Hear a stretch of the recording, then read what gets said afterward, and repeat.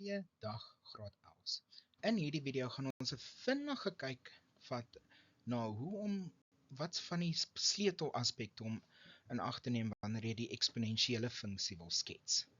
Nou, een van die goeters voordat ons daarby kan kom, moet ons onsself net eers gou herinner wat is die eksponensiële funksie. Nou vanuit graad 10 sal jy dalk nog kan onthou dat die formule vir die eksponensiële funksie y is gelyk aan a b tot die mag x plus q was, waar elke een van hierdie waardes vir jou iets vertel het van die grafiek.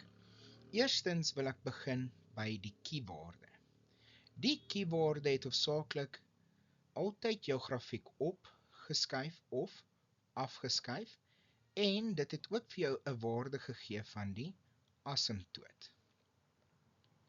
Dan het die a en die b-waarde saamgewerk om jou ietsie te vertel van die vorm van die grafiek.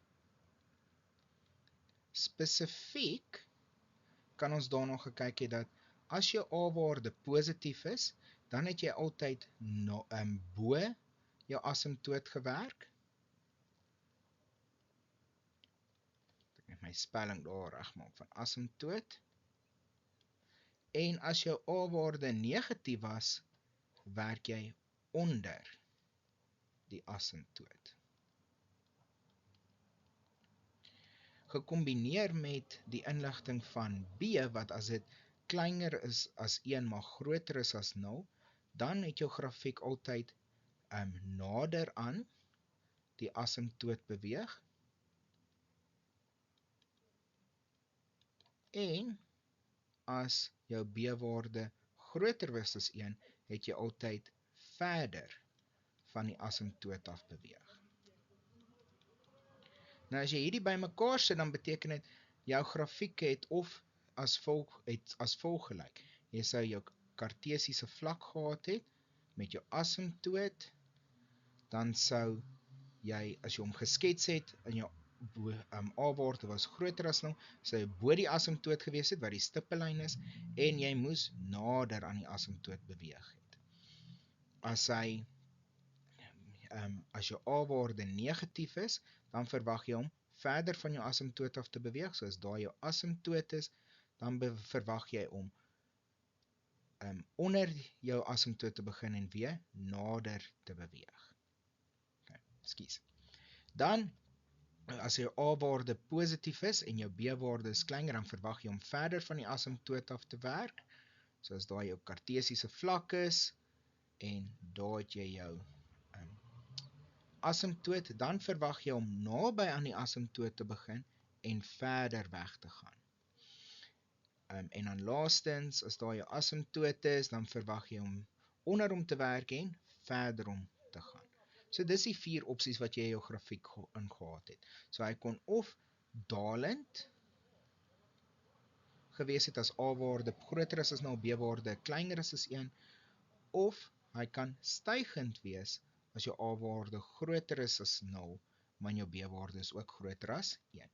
En hieronder kan ons ook dieselfde half sê, wat hy stygend of dalend is. Nou, al wat ons hierdie jaar by gaan kry, en dit verander nie die grafiek so verskriklik nie, is 'n p-waarde, wat maar weer 'n keer net verantwoordelik is daarvoor om jou grafiek links of regs te skuif.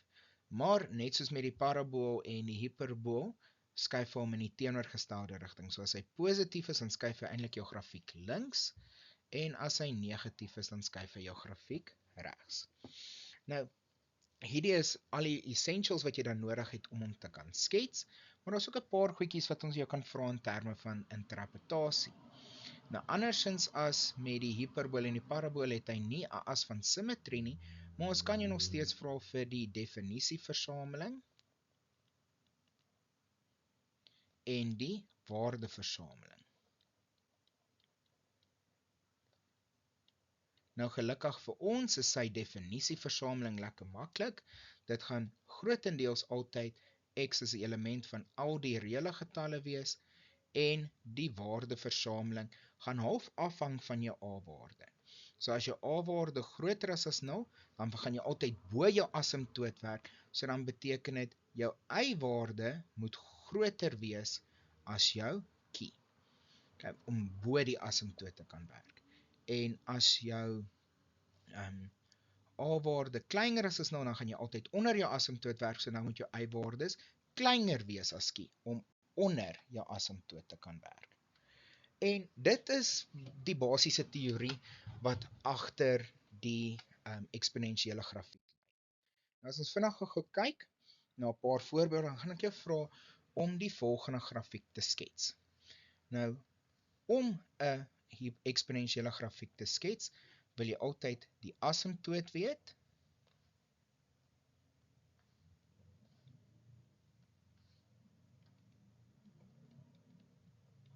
Jy wil die x-afsnit weet en die y-afsnit. So y-afsnit en jy wil jou x-afsnit weet. En soms een ander punt, maar meeste van die tyd is hierdie die 3 waardes waarop ons fokus. Nou as ons daarna gaan kyk, die asymptoot is maklik. Die asymptoot, in hierdie geval het die eksponensiële grafiek net 1, en die asymptoot gaan altyd vir jou gegee word deur hierdie key-waarde hier aan die einde, hierdie waarde wat aan die einde bygetel word. So jou asymptoot in hierdie geval is dan net waar y gelyk is aan 1. Jou y-afsnit, net soos met al jou ander funksies, gaan wees waar jou x-waarde gelyk is aan 0. So jy gaan jou formule vat, f van x is gelyk aan 3 tot die mag, jy gaan net 0 in vervang, so 0 plus 2 plus 1, en dan vir jou 3 tot die mag 2 plus 1 gaan gee, wat dan net vir jou 10 gaan gee. En dan jou x-afsnit gaan jy weer 'n keer net jou y-waardes vat en in vervang, so dan gaan vir jou y is gelyk aan, of f van x is gelyk aan 3 tot die mag x plus 2 plus 1, jy vervang daai 0 in, so dan word dit 0 is gelyk aan 3 tot die mag x plus 2 plus 1, en dit gee dan vir jou dan op die einde van die dag, min 1 is gelyk aan 3 tot die mag x plus 2. Nou, hier het ons sommer na ons eerste klein bietjie van nie krisis nie, maar bietjie ietsie niets wat ons nog nie tevore teëgekom het nie, want ons het dalk, maar soos wat jy kan sien, hier jou 2 grondtalle, die een is positief, die een is negatief. Een is negatief, die ander een is positief. En daar is geen eksponent wat hierdie positief gaan verander aan 'n negatief nie. So dit beteken in hierdie geval gaan x geen oplossing hê nie. Okay. Nou hierdie gaan jy gewoonlik kan identifiseer as jy opeindig waar jy 'n x moet oplos wat in 'n eksponent is en die een kant is positief en die een kant is negatief. Dan gaan jy gewoonlik geen oplossing hê nie. So dit beteken dan daar is geen x-afsnit nie. Met ander woorde, hy gaan nooit deur jou x-as sny nie. Nou met hierdie inligting, dan het jy nou genoegsaam om die grafiek te kan skets. So jy kan begin met jou kartesiese vlak. Ons skets altyd eers ons asymptoot in, wat by y is gelyk aan 1 is. Okay, en dan plot jy jou punte wat jy het. So die een wat jy het is hierbo by 10. Okay. Jy het nie 'n x-afsnit nie, en nou moet jy net gaan kyk hoe lyk jou vorm. So as jy gaan kyk na jou formule wat daar vir jou gegee is, wat y is gelyk aan 3 tot die mag x plus 2 is, daar is 'n positief voor die 3, so dit beteken jou a-waarde is positief, jou b-waarde is ook groter as 1, so dit beteken jy moet bo jou asymptoot werk, en jy moet verder van hom af beweeg. So jy verwag dat jou vorm so ietsie gaan lyk. So, kombineer daai inligting saam met jou punt, en nou skets jy hom deur jou punt. En daar's jou eksponensiële grafiek. Ok, hier staan nou nog 'n voorbeeld wat jy gou op jou eie kan probeer, so ek sal voorpause die video, en dan as jy hom klaar probeer, en dan werk ons hom saam deur. Nou net soos met die vorige voorbeeld, is dit die 3 hoofpunte wat jy wil kry is jou asymptote, of jou asymptote in die geval, wat soos nou weer vir jou gegee gaan word deur jou key-waarde hierso, wat die waarde is wat hier aan die einde bygetel word, so dit gaan in hierdie geval weer 2 wees. Van daar af sal dit dan 'n goeie besluit wees om jou y-afsnit te kry, en dit beteken dan jou x-waarde is 0. So jy gebruik die formule soos wat hy daar is, en jy vervang dan nou daai x daarbo in jou vergelyking in. So dit word dan min 2 maal 3 tot die mag 0 min 1 plus 2, en as jy dit op jou sakrekenaar indruk, dan behoort jy te kry dat dit gelyk is aan 4/3. So dit beteken jou koördinaat hierso sit dan by 0 en 4/3. Van daar af kan jy dan gaan kyk vir jou x-afsnit, en hierso gaan dit wees waar jou y-waarde nou 0 is. So jy gaan weer 'n keer jou formule daarbo vat, maar nou gaan jy jou f van x 0 maak, so dit beteken 0 is gelyk aan min 2 maal 3 tot die mag x min 1 plus 2. En nou moet jy vir x oplos.